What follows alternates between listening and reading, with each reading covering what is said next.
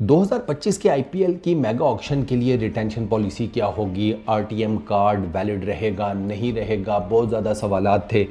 और आईपीएल की जो गवर्निंग काउंसिल है उसका जो इजलास हुआ 28 सितंबर को, उसमें जनाब इन सारी चीज़ों को फाइनलाइज कर दिया गया है। और आईपीएल 2025 की मेगा ऑक्शन जो कि आई इधर नवंबर में होगी या दिसंबर में मोस्ट प्रॉबेबली, उसके लिए जो रिटेंशन पॉलिसी है, आरटीएम का रूल है, इम्पैक्ट प्लेयर इम्पैक्ट रूल, सारा कुछ वो फाइनलाइज कर दिया गया है। और अब मैं आपको बताता हूँ कि उसमें जनाब डिसाइड क्या हुआ है।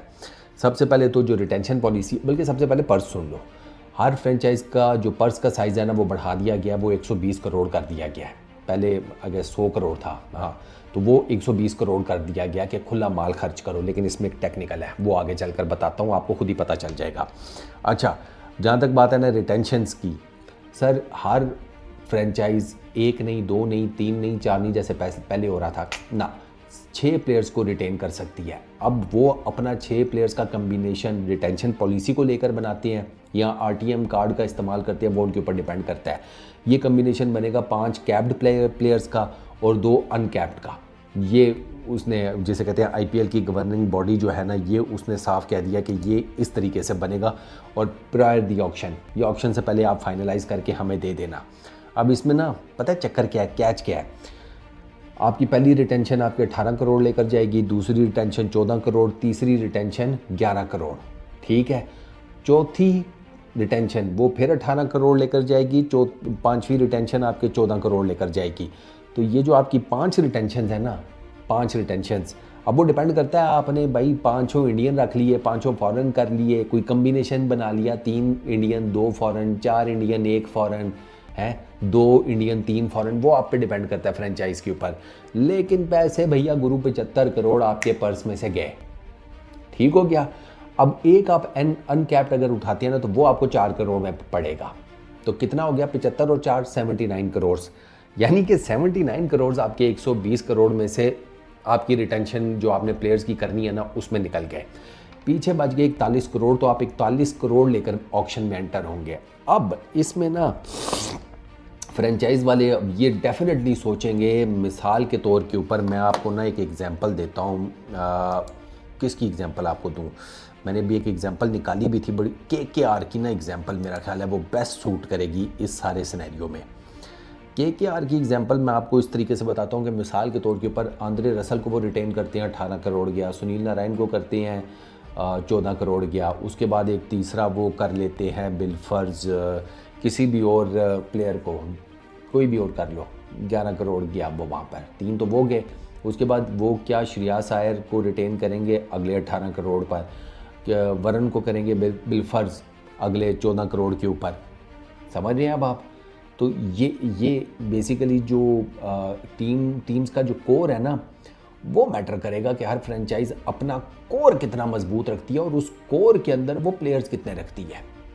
ये रिटेंशन में सबसे ज़्यादा ये चीज़ मैटर करेगी। अच्छा, उसके बाद ये जो अनकैप्ड वाला सीन है ना, उसमें ना सीएसके वाले फ़ायदा उठा सकते हैं। वो इस तरीके से कि आईपीएल ने एक रूल दोबारा रीइंट्रोड्यूस किया है कि वो कैप्ड प्लेयर जिसने पिछले 5 साल से मतलब कोई मैच नहीं खेला टीम इंडिया के लिए, ना वो सेंट्रल कॉन्ट्रैक्ट का हिस्सा है, मतलब टेस्ट टीम में भी नहीं है, ओडीआई टीम में भी नहीं है, T20 इंटरनेशनल की टीम में भी नहीं है, सेंट्रली कॉन्ट्रैक्टेड भी नहीं है, तो उसको वो अनकैप्ड हो जाएगा।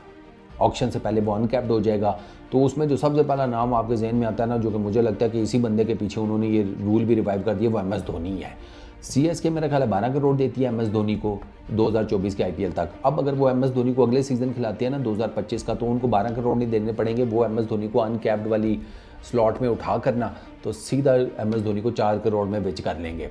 धोनी को मेरे 4 करोड़ से प्रॉब्लम तो नहीं होगी, जो सीधी सी बात है, लेकिन एटलीस्ट सीएसके वाले धोनी को रिटेन करने की जिसे कहते हैं उसमें आ जाएंगे। तो ये मुझे लगता है कि ये जो रूल दोबारा से आया ना 2000 मेरा ख्याल है 2022 तक था कि 23 तक कुछ इस तरह था, तो वो अब दोबारा जो है ना वो आ गया।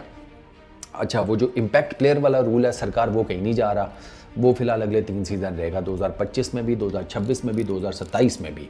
दो के रोहित ने भी इसके बारे में बात की हुई थी, बाकी कुछ और भी प्लेयर्स हैं, कोचेज़ हैं जिनको ये रूल कोई ख़ास पसंद नहीं आया था इम्पैक्ट प्लेयर्स वाला, क्योंकि आईपीएल की तारीख के ना जो 10 सबसे बड़े स्कोर्स हैं ना, उनमें से 9 स्कोर्स जो हैं, 9 स्कोर्स, वो ये इम्पैक्ट प्लेयर वाला रूल आने के बाद बने हैं।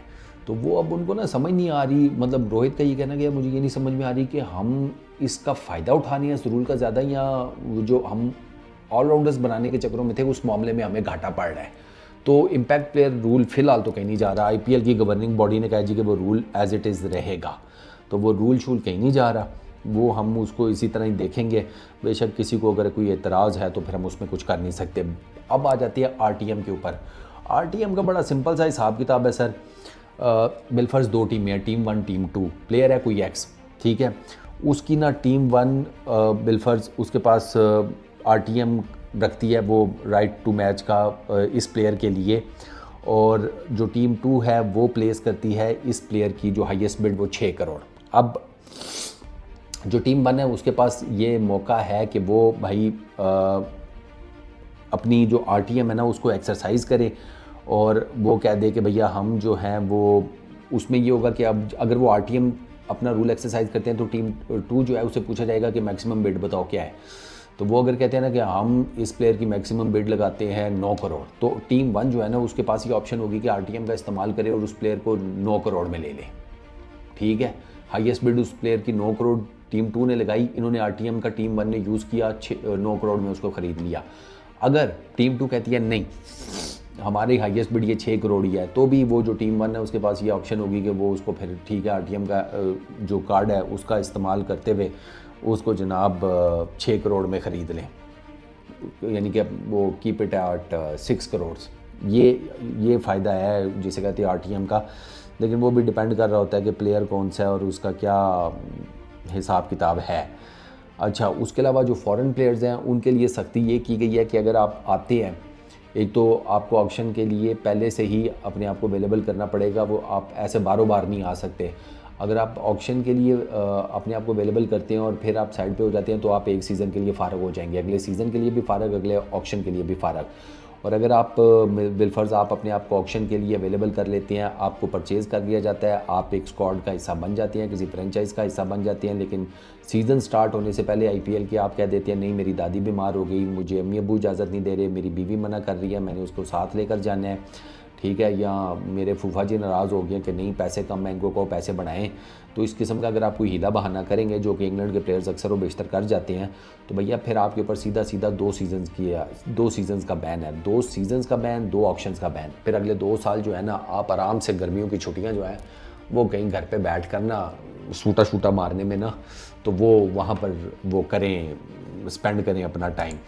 अच्छा, इसके अलावा जनाब अली और तो कोई ऐसा मेजर वो नहीं है कि बाकी सारा मैंने आपको बता दिया मोटा मोटा, इसकी काफ़ी ज़्यादा डिटेल्स हैं, काफ़ी ज़्यादा, लेकिन जो मोटा मोटा इसमें से निकल कर आया ना वो मैंने आपके सामने रख दिया। मेरा नहीं ख्याल कि कोई ऐसा चीज़ अभी तक जो सामने आई है वो ना हुई हो। मैंने वो आपको आरटीएम का भी आपको बता दिया, बाकी सारी चीज़ों का भी बता दिया। ये जो 75 करोड़ वाला फार्मूला है ना, ये टीमें अब इसके ऊपर ज़रा सोचेंगी, क्योंकि 75 करोड़ तो 5 प्लेयर्स का हो गया, 4 अनकैप्ड को मिलाकर 79 करोड़, तो पीछे आपके पास बच गया 41 करोड़। तो फिर आप देखेंगे कि आपने ये जो पैसे खर्च करने हैं ऑक्शन में जाने से पहले, वो डेफिनेटली फिर जितनी भी टीम्स हैं ना वो अपना सबसे पहले अपनी कोर पक्की करेंगी। तो भैया ये जो पैसे लगाने हैं वो फिर ऐसे प्लेयर्स के ऊपर लगाओ जो सारे जेन्युइन मैच विनर्स हों और बड़े बड़े नाम हो। फिर वो जारी बात है कैप्ड प्लेयर्स बेशक इंडियन हो फॉरेन हो वो होंगे दांसू।